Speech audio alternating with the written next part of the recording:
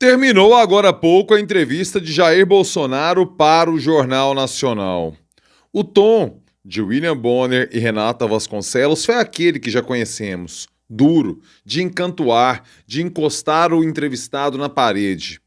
Olha, Jair Bolsonaro deu umas escorregadas, ele tentou usar aquela estratégia de misturar coisas que não são misturáveis, mas é preciso reconhecer. Jair Bolsonaro teve um desempenho médio para bom, o que lhe garante uma vitória ou uma derrota por pontos. Precisamos reconhecer, Jair Bolsonaro não foi nocauteado nessa disputa entre William Bonner e Renata Vasconcelos contra o candidato que tenta a reeleição.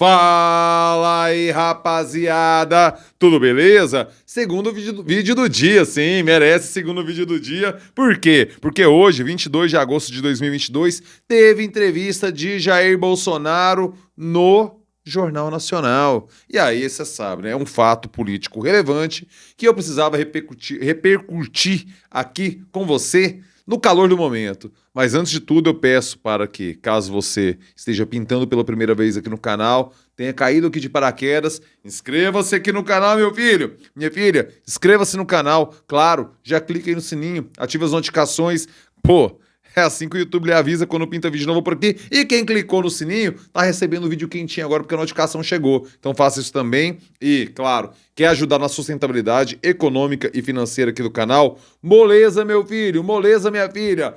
Clube de membros, a partir de 3 míseros, patéticos, módicos reaisinhos, você me ajuda muito a manter esse trampo por aqui. Ele custa muito pouco e representa muito pra mim. Pô, Clube de membros na fita, ajuda aí esse jornalista precarizado e youtuber brasileiro. Maravilha? Bora lá, rapaziada. O resultado é um empate. Jair Bolsonaro não perdeu voto algum nessa eleição, não teve aquela escorregada, não teve aquele momento que constrange o entrevistado, não teve aquele momento checkmate, mas também ele não solou com tranquilidade. Por quê? Porque é muito difícil solar que eu diga a lógica do som mesmo, né, de uma banda, solar com tranquilidade no Jornal Nacional. William Bonner começou de solo, né? Chamando Jair Bolsonaro nas entrelinhas de golpista. Ele entra naquela espiral de maluquice dele, de inquérito não concluso, de investigação. Relembra o papel um tanto quanto vexaminoso para a história tucana, que foi o questionamento da eleição de 2014. Não é por menos que o PSDB se enfiou nesse buraco que está atolado não sei até onde, não sei até quando, não sei até que nível, sabe? A degringolada do PSDB, tenho a impressão que se inicia ali, naquele momento, na derrocada de Aécio Neves. Jair Bolsonaro lembra esse momento e vai naquela espiral de maluquice que a gente conhece, a gente que acompanha o discurso dele diariamente, né? De eleições, tá, não sei o quê. Só que tem um grande momento nesse início da entrevista. É preciso conhecer. A encantoada.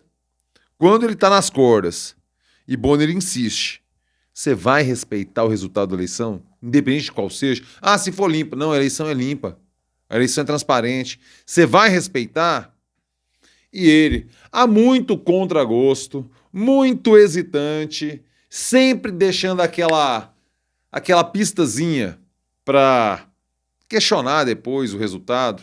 Fala, não, me comprometo. Fica meio zoneado aquilo ali. Esse talvez seja o grande momento da entrevista. Talvez seja esse. Depois, ele entra na questão, tentando entrar na polêmica barata, né? Que eu acho que nesse momento o William Bonner se sai bem. Você xingou, sim, você xingou de canalha. Não, mas não foi ministro, foi ministro. Como se uma questão de singular ou plural fosse o cerne da questão, e não era, né? Mas você vê que Jair Bolsonaro tem esse poder. Ele se apega à bobagem, ele se apega ao detalhe relevante para tocar o seu posicionamento, a sua leitura, o que ele está fazendo ali. Teve esse momento também. Sempre colocando em dúvida o processo eleitoral, hesitando para se comprometer, e entrou uma porrada na sequência, que foi a pandemia. Jair Bolsonaro, ele insiste no discurso de que, apesar de tudo, A vacinação aconteceu. A vacinação aconteceu, sim. Apesar dele. Apesar do governo dele. E é sempre bom lembrar aquela informação que o pessoal do podcast Medo em Delírio Brasília, se você não ouve, por favor, faça um favor a si mesmo. Passa a ouvir. O trabalho dos caras é muito legal. Eu respeito muito o trabalho do Medo e Delírio em Brasília. Eles sempre, quando vão falar da pandemia, eles fazem uma proporção que é muito interessante. O Brasil tem pouco menos de 3% da população mundial. O Brasil teve cerca de 13% dos óbitos em relação à Covid-19 no mundo. O que isso quer dizer? Uma gestão desastrada da pandemia. Centenas de milhares de brasileiros morreram de forma desnecessária, porque não tivemos liderança, não tivemos controle, não tivemos coordenação. Vamos ignorar esse fato agora? Vamos ignorar a existência dessa proporção? Por isso é importante colocar que quando Jair Bolsonaro vende um trabalho exitoso em relação à pandemia, é dourar a pílula de algo que não aconteceu. Não é verdade. Não teve êxito. O trabalho do Brasil foi lamentável. Muito brasileiro, muita brasileira, muitos brasileiros e brasileiras morreram. E mortes que poderiam ter sido evitadas. Eles poderiam estar aqui, ainda assistindo essa entrevista, escolhendo seu candidato, recebendo o abraço dos seus filhos. Não estão fazendo.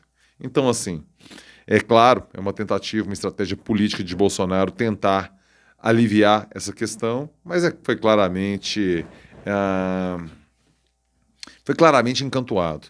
Naquele momento, principalmente, em que ele não fala de se arrepender em relação a imitar pessoas sufocando, como aconteceu na live dele, em relação ao jacaré. Aí tem um momento, né? Aqui temos um momento do jacaré. A literatura portuguesa não sabia que tínhamos um leitor de Camões ou de Pessoa na presidência da República. Ele queria falar que a língua portuguesa permite, né, figuras de linguagem e tal, não sei o quê, e meteu essa, né, literatura portuguesa. A literatura portuguesa. Sim, excepcional leitor de Camões, esse excepcional leitor de Pessoa. Bolsonaro. Falar groselha assim lá longe. E principalmente não mostra arrependimento. Nesse momento a gente tem uma virada na entrevista, quando parte para a economia. Aí ele de fato se sai melhor. É preciso reconhecer que ali ele pisa com mais firmeza, apesar de os dados econômicos serem sim muito ruins, e o William Bonner listou em relação a juro, em relação à inflação, em relação ao preço do dólar, mas Jair Bolsonaro estava bem fundamentado. Ele tinha as respostas e nesse momento ele começa a reverter, porque até aqui ele estava tomando porrada para ser nocauteado. E o resultado da entrevista não é um nocaute. Eu falei, ou é uma vitória, ou é uma derrota, mas dentro da margem de erro ali no empate, sabe? Na contagem de pontos. Que diz mais respeito a se você gosta ou se não gosta de Bolsonaro. Porque se você gosta de Bolsonaro, tem argumentos na sua performance ali, eu estou fazendo uma análise com honestidade intelectual e coração aberto. Como toda análise deve ser, ou deveria. Nesses tempos hoje de militância camuflada, escamoteando ser jornalismo, mas na verdade é militância, o que não é meu caso, eu faço análise com honestidade intelectual e de coração aberto. Eu estou analisando os fatos. Nesse momento, Jair Bolsonaro começa a reverter, começa a sair melhor. Quando entra na questão da economia, quando entra a questão do meio ambiente, ele consegue se posicionar porque, de fato, o mundo também deve, o Brasil deve muito. O Brasil piorou em relação à imagem. O Brasil sentava na cabeça da mesa quando ia debater meio ambiente. Hoje sequer é chamado para a sala. Ok, mas o mundo também não dá exemplo. E aí ele consegue criar um discurso. Por quê? Porque se fia na realidade. Quando se fia na realidade, você consegue criar abordagens.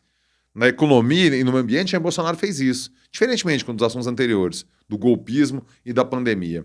Aí, na sequência, ele se perde novamente, né? Na questão do Centrão. Quando ele volta, aquela pergunta, você tá me estimulando a ser ditador, você tá maluco, brother? Você tá maluco? E o Bonner fala assim, eu? Você tá maluco? Mas Jair Bolsonaro é a estratégia dele, a gente conhece, e ele fala, não tem jeito de governar sem um Centrão bom. Isso a gente sabe desde o Sarney, né, Bolsonaro? Por que você falou o que falou, rapá? O Sarney já passou por isso, o Collor caiu porque não aceitou, e é preciso reconhecer. O Collor caiu por falta de base política no Congresso. O Itamar foi hábil, chamou todo mundo para dentro. O Fernando Henrique foi hábil, o Lula foi hábil, o Dilma não foi hábil, o que aconteceu? Caiu. Eu não tô falando se é justo ou não é. Tô falando do jeito que as coisas são. Isso me irrita um pouco, às vezes, quando vem debater floreios e não chega no cerne da questão. Nesse momento, Jair Bolsonaro se perde, quando volta a falar de Centrão. E ele se afunda ainda mais quando ele abre um flanco. Quando ele mesmo fala, o governo sem corrupção. Opa, Milton Ribeiro. Ele levanta. E aí, ele tenta, rebola pra cá, rebola pra lá, mas não convence. Pra finalizar, gente, saldo. Empate técnico. Quem gosta de Bolsonaro, continua gostando, ele não perdeu o voto. Quem não gosta, não vai ser por causa dessa entrevista que vai passar a gostar.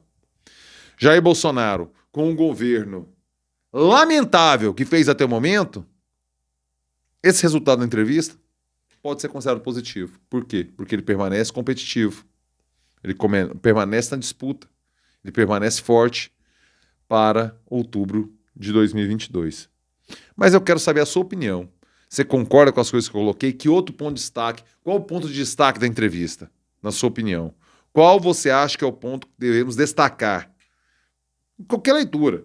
Uma performance positiva de Bolsonaro, uma performance positiva de Bonner ou da Renata, enfim. Comentário na fita. Deixa aqui seu comentário.